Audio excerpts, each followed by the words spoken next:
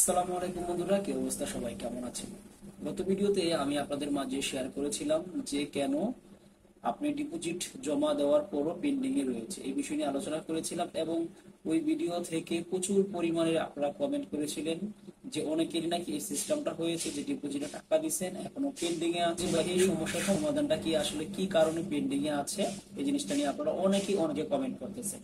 তো আজকে সেই কমেন্টের উপর ভিত্তি করে ভিডিওটি করতেছি এবং এই সমাধানটা কি সেই বিষয়টা আপনাদের মাঝে আলোচনা করব। সো ধৈর্য সহকারে আজকের ভিডিওটি আপনারা ওয়াচ করবেন। এবং রাখি বন্ধুরা, আপনারা ভিডিও দেখেন কিন্তু আপনারা সাবস্ক্রাইব করতে ভুলে যান। অবশ্যই যদি চ্যানেলটি সাবস্ক্রাইব করে না থাকেন, অবশ্যই চ্যানেলটি সাবস্ক্রাইব করে দিয়ে পাশে থাকা নোটিফিকেশনটি অল করে দিবেন, যাতে আমাদের প্রতিটা ভিডিও আপডেট আপনার মাঝে চলে যায়। তো ডিপোজিট পেন্ডিং এ কেন আছে, তো এই বিষয়টা নিয়ে আমি আজকে আলোচনা করেছিলাম। আমি যে এজেন্সির মাধ্যমে কাজ করিয়ে থাকি সেই এজেন্সির সাথে আলোচনা করেছিলাম এই বিষয়টা নিয়ে। সে একটা মেল করেছে ইমিগ্রেশন অফিসে, সেখান থেকে রিপ্লাই দিয়েছে প্রতিটা কান্ট্রির একটা সুমিল লেভেল থাকে, যে এই কান্ট্রিতে এতজন লোক থাকবে, এই কান্ট্রিতে এতজন লোক থাকবে।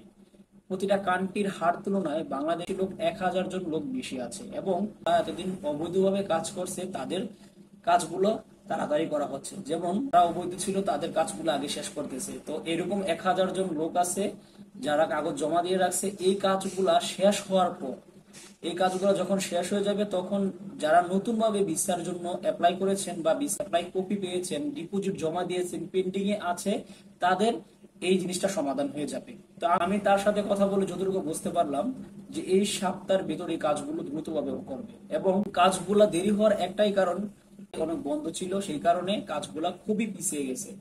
এবং খুব তাড়াতাড়ি এই কাজগুলো হবে। এই কাজগুলো যখন কমপ্লিট হয়ে যাবে, যারা নতুন জমা দিয়েছেন তাদের কাজগুলো খুব তাড়াতাড়ি হয়ে যাবে। আমাকে কমেন্ট করেছেন, আমি চেষ্টা করেছি সেই কমেন্টের উপর ভিত্তি করে ভিডিওটি তৈরি করার জন্য। তো আপনাদের মাঝে যে কথাগুলো বললাম, এটার প্রমাণ হিসাবে হচ্ছে যে আমি যে এজেন্সির মাধ্যমে কাজগুলো করে থাকি, সেই এজেন্সির সাথে সরাসরি ইমিগ্রেশনের কথা হয়েছে মেলের মাধ্যমে, তারা এই বিষয়গুলোকে কনফার্ম করছে। তো আশা করি ভিডিও দেখে আপনাদের যে প্রশ্ন, সেই প্রশ্নগুলো আপনারা পেয়ে গেছেন। সবাই ভালো থাকবেন, সুস্থ থাকবেন। যাবার আগে আবারও বলে যাই, এখনো যারা চ্যানেলটি সাবস্ক্রাইব করেনি অবশ্যই সাবস্ক্রাইব করে আমাদের পাশে থাকবেন। তো ভালো থাকবেন, খোদা হাফেজ।